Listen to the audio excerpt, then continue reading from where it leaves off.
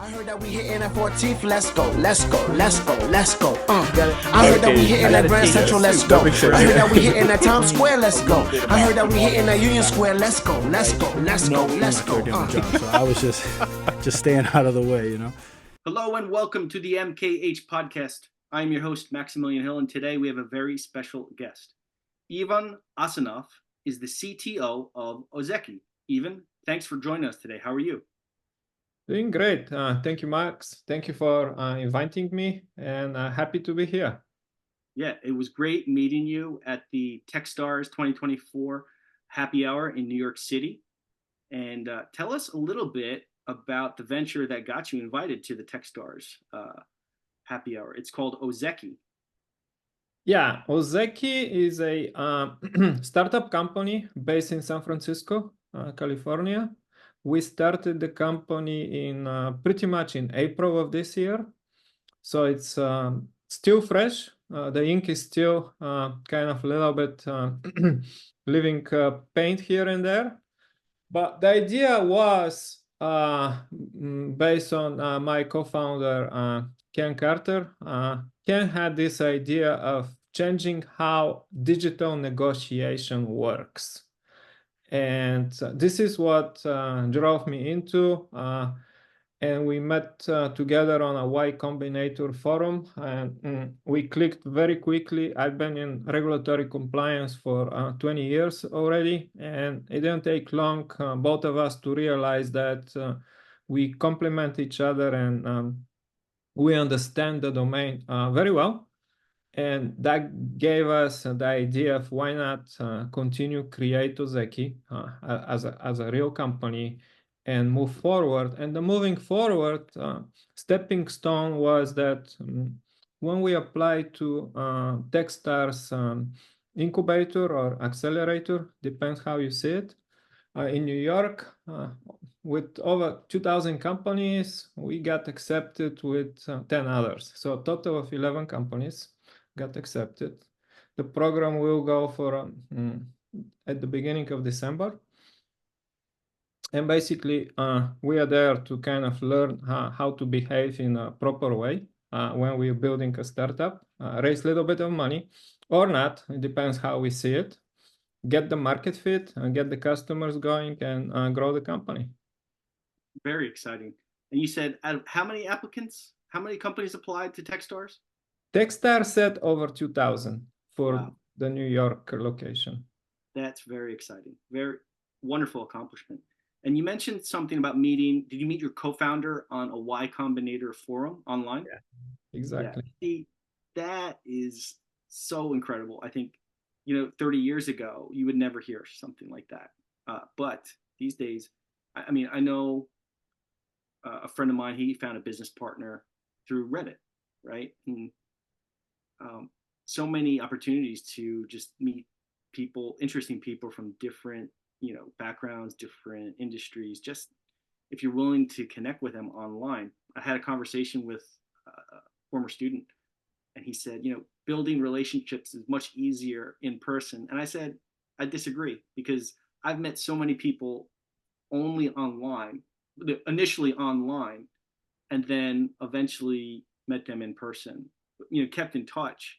Tim Lee, CEO of Lend API, he's a perfect example. He reached out to me in 2020, and we started a conversation online. And then eventually I met him in Los Angeles, and then, we hung out while both of you guys were here for Techstars. So interesting times. So you started out as a programmer, correct, at Manitron? Yeah, that was my first US based company that I worked for. And it's a long time ago, I guess. Was another hard time, another recession time. Brings back good memory. So after University of Michigan, I was looking for an opportunity to stay in Michigan. Mm-hmm. And Manatron was located in Portage, which is close to Kalamazoo, western side of Michigan. And they were doing state and county taxes at the time. That's how I started, actually, in regulatory compliance. And then eventually moved on to software engineering, correct? Yeah, so I always wanted to do something interesting in the software world. So I kind of slowly start making traction in the software world. Anywhere I went, I wanted to do better and more, uh, especially solving problems that either no one was able to solve before me or they were very hard to solve. And so I'm always interested in non-polynomial problems. And that kind of drove me into the mindset of I can do almost anything I want in the software. I started looking companies that I really would like to join and do something meaningful there. One of the companies, and I was talking to Tim about that, and his CTO Sam was at the time, they may be under different name now, but at the time was Compliance Systems, and they were doing forms for banking, lending institutions. And at runtime, you populate the forms with data and you know what forms or package of forms to select, and you send it to a signing room under 2.4 seconds. This is 2006, 2007, 2008. This was very difficult for its time. So you have to create a rendering engine actually to make the forms at runtime. So that's when I kind of start creating weird stuff to say. Created a dynamic rendering engine. Then we were using, before the Bitcoin white paper, we already use smart contracts with JavaScript inside the database actually executing at runtime. Very interesting. So one of the things I've heard a lot of talk about smart contracts with, I think, Ethereum. And so Ozeki is doing some work with contracts, right? So what is your short pitch for people who aren't tech literate? What is Ozeki working on? Sure. Well, Ozeki is a platform for business people. Okay. That have some type of dealings with commercial contracts. And you know that very well, and probably everybody in the space of commerce, that at one point you have to deal with some contracts. They either come to you or you send them to somebody. And you have to either sign the contract as they are or negotiate the contracts. And here was where the problem is. In the last 4 years, and this is my opinion, the dealing with contracts had been stagnated in a way of the creating of the contracts, the signing of the contracts had been taking the majority of the time. The actual negotiations of contract is seen as something optional, placed in a corner and not looked carefully. However, if you look carefully, the negotiation of the contract probably takes the majority of the time, the majority of expenses, and slows down the growth of the company. And so what Ozeki is trying to do is we are trying to facilitate a next generation of contract management system. Very good. Where we don't change how people are interacting today. They're still using Microsoft Word or Google Doc to interact with those contracts. That's great. But we attach Ozeki to those contracts and we give almost like an X-ray vision inside those contracts. And our users have the upper hand in a way that they can value those contracts from a point of what's valuable to them based on historical reason, what's valuable to them based on market trends and things like that. And they can negotiate these clauses in minutes instead of hours or days.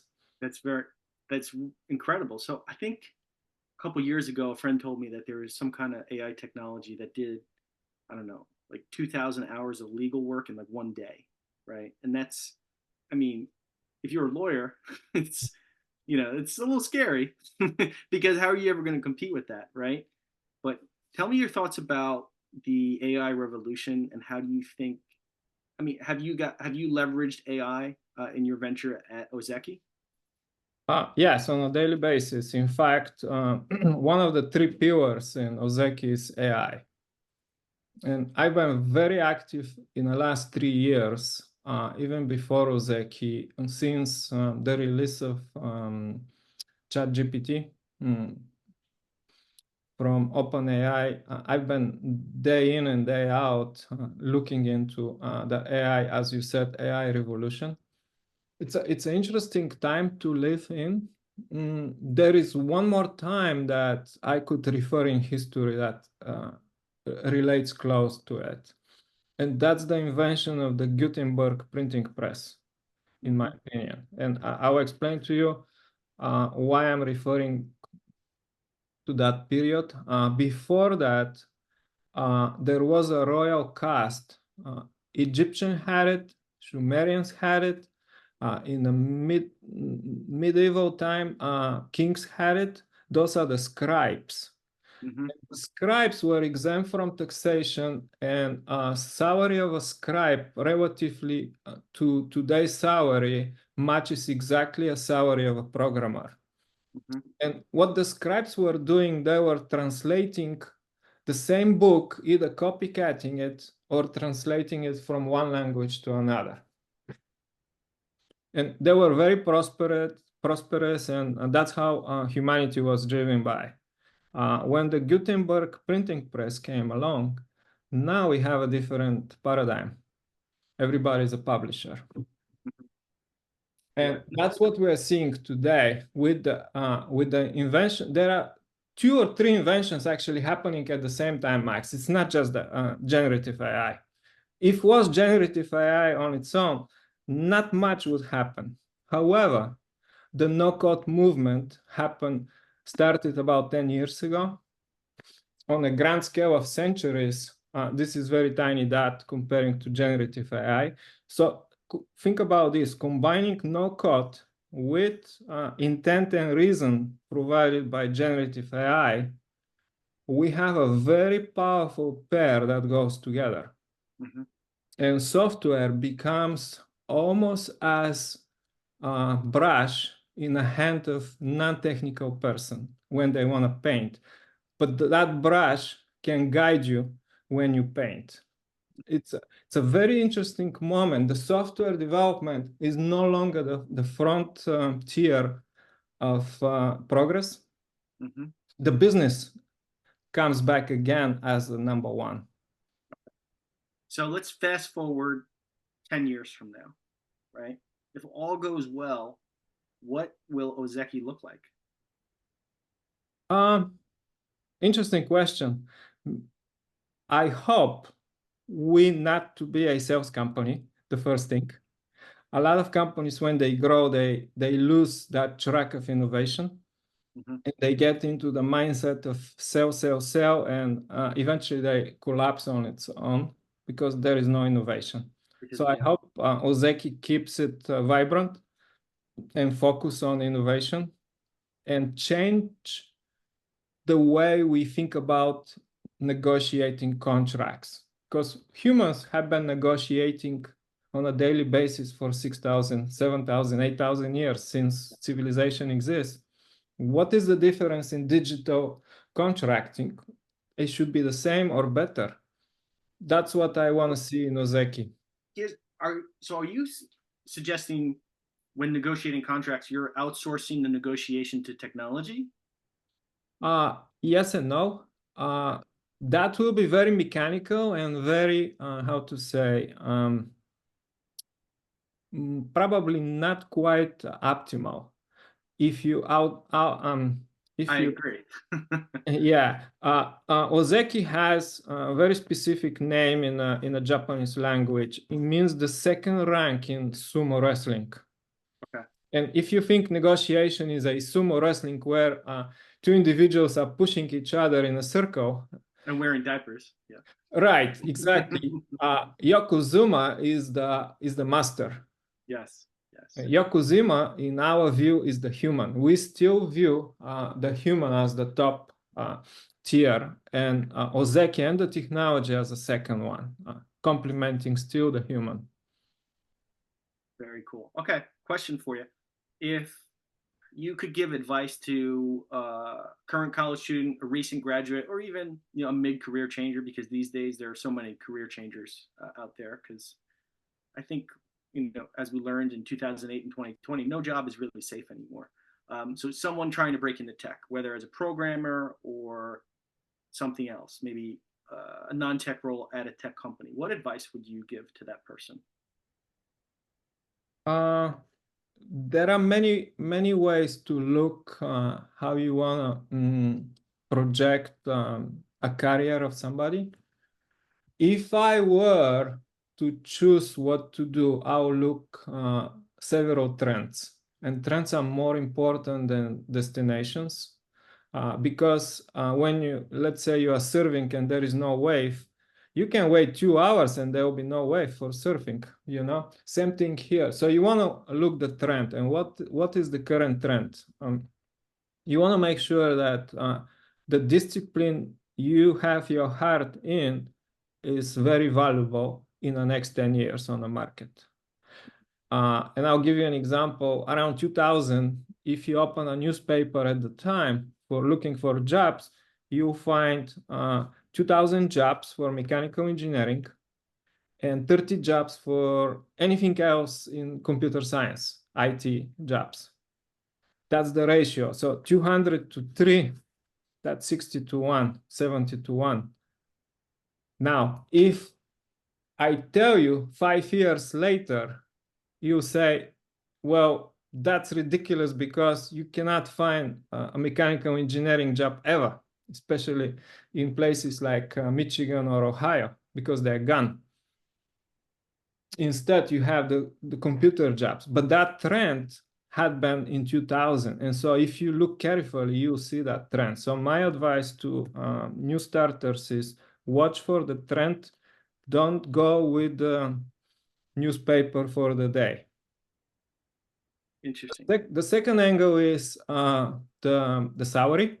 That's very important. Most people never care about that.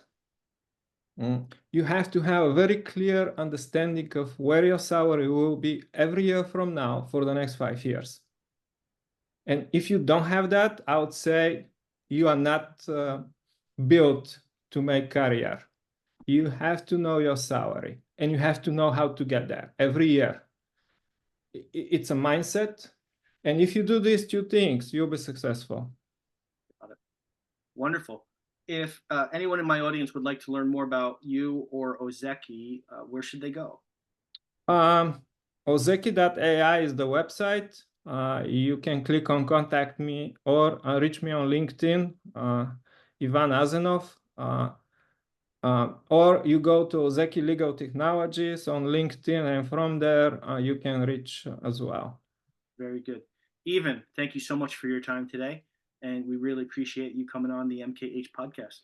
Hope Absolutely. to have you on again as a future guest, and we'll check in, see how you're doing, and see how Ozeki has grown. And wishing you all the best.